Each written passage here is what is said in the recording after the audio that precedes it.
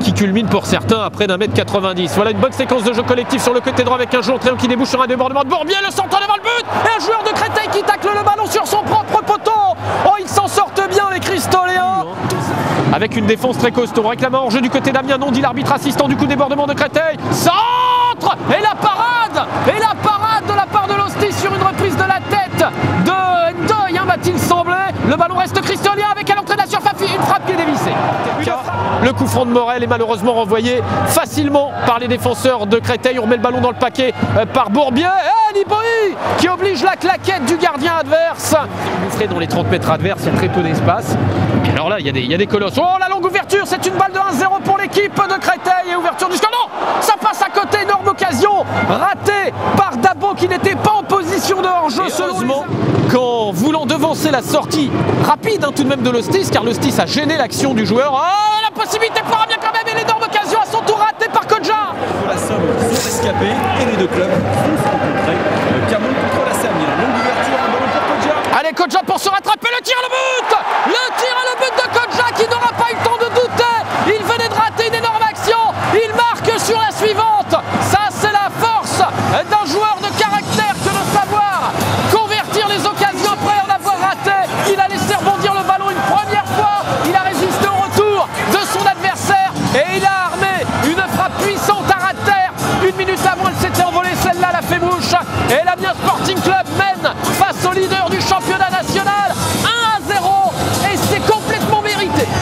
Je mets une petite pièce sur Loïc Puyot. Puyot s'élance, oui c'est lui qui frappe, et c'est capté par le gardien de but de Créteil, Kerboriou, qui perd ce ballon avec un petit peu de chance. J'espère qu'il n'y aura pas de conséquences fâcheuses sur cette perte de balle, car l'action se poursuit pour Créteil, jusqu'à Mahon qui sent le deuxième poteau et but de Créteil, et but de Créteil. Et Dacruz justement, l'auteur du but, qui se débarrasse du marquage de Kodja, qui adresse un long ballon vers l'avant, attention à Lostis. Oh, il se déchire Lostis, il se déchire sur son dégagement raté, le tir en force d'Andria de ses mains et heureusement Lostis est revenu. Il est à quoi, 35 mètres? Il va frapper, c'est parti. Oh, c'est flottant et c'est détourné en corner par le gardien Kerboriou qui n'a pas pris le moindre risque sur ce tir flottant. Ils ont immédiatement passé la vitesse supérieure. Est-ce qu'Amiens pourra en faire de même? La longue passe peut-être pour Pouille, le centre de Pouille. Malheureusement, il ne redresse pas assez la course de son ballon pour que cela arrive dans les pieds de Kodja. N'ayons pas peur de le dire. On l'a dit, c'est configuré pour cela. La preuve, ce but de Créteil. But de Dabo sur un centre au cordeau de Djelilaïn. En l'espace de quelques minutes, Créteil a renversé la situation. 55e minute de jeu. But de la tête, encore un pour les Cristoliens. On s'enfonce dans la défense d'Amiens maintenant du côté de Créteil. Nouveau centre, on recherche la tête des grands gabarits. Dégagement de la tête de Mieniel, plein axe pour Dacruz. Oh, la frappe de Dacruz et l'envolée spectaculaire de Lostis pour éviter le naufrage. C'est Puyot qui va frapper. Il faut cadrer Loïc Puyot.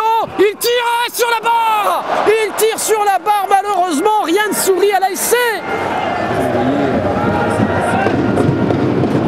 Et on décryptera bien sûr à nouveau. Oh là là, la glissade de Lostis sur le long ballon de Créteil et le 3-1 sur une énorme erreur de Franck Lostis avec un doublé de Dabo, m'a-t-il semblé. Ah ben là, ça va devenir difficile. Oh, attention, une balle de 4-1 pour Créteil maintenant, avec notamment là sur ce décalage côté gauche, un mauvais contrôle heureusement, un centre en retrait et un but. Et un nouveau but de Créteil, ça tourne à la correction, c'est Dacruz. Doublé pour Dacruz ce soir également, à la 93e minute. L'ampleur du score risque de faire tourner maintenant l'ambiance à la crise, la bronca du public pour ce qui ressemble malheureusement à une nouvelle humiliation. Amiens s'incline 4 buts à 1.